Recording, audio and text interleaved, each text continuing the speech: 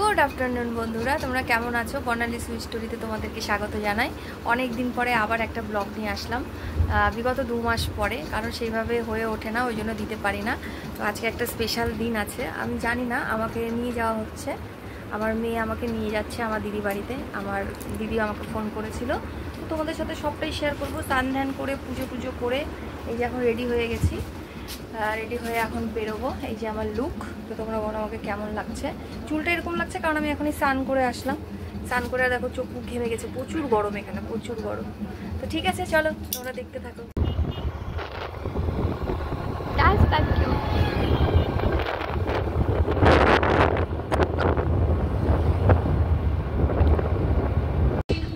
Hello বন্ধুরা, এই দেখো, তো আমরা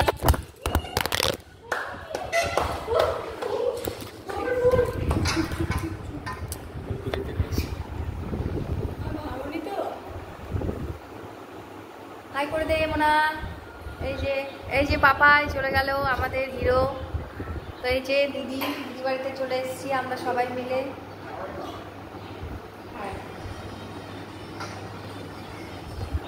চলো তাহলে পরে।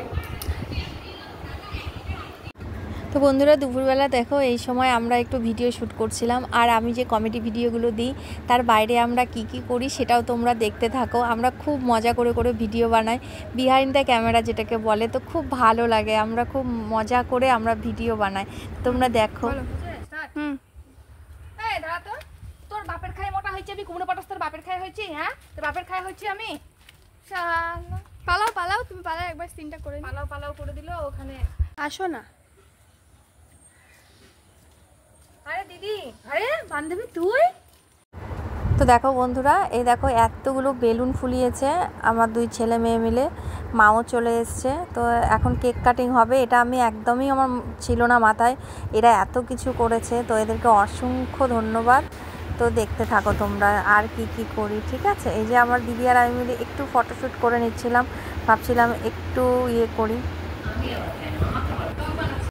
তো এখন আমি কেক কেটে নিচ্ছি। তো কেকটা ভীষণই ভালো ছিল, ভীষণই টেস্টি ছিল, মানে একদম তেল ছিল না, খুব সুন্দর ছিল কেকটা।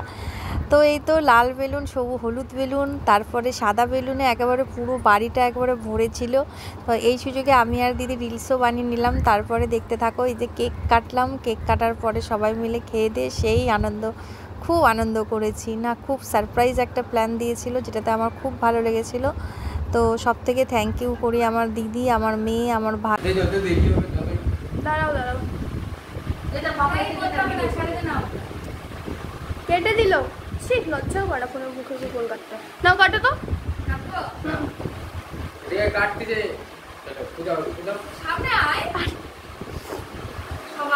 নাও ফুদাও।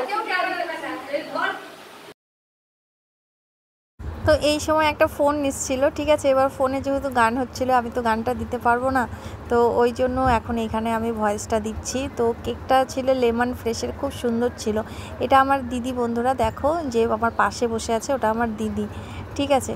আর এই হচ্ছে তারপরে দেখো সেই হ্যাপি বার্থডে সেলিব্রেট হচ্ছে। তো তোমরা একটা কমেন্ট করো যে কেমন লাগে ভিডিওগুলো আমার, এবং আমার ভয়েসটা কীরকম সেটাও তোমরা বলো, কারণ আমি নতুন এখন ইউটিউব কেবল স্টার্ট করেছি, আমি সেইভাবে এখনও প্রপারভাবে সেইভাবে ভিডিও বানাতে পারি না। তো যতটুকু পারি আর যতটুকু কমেন্ট পাই, যতটুকু তোমাদের ভালোবাসা পেয়েছি, অনেকটাই পেয়েছি।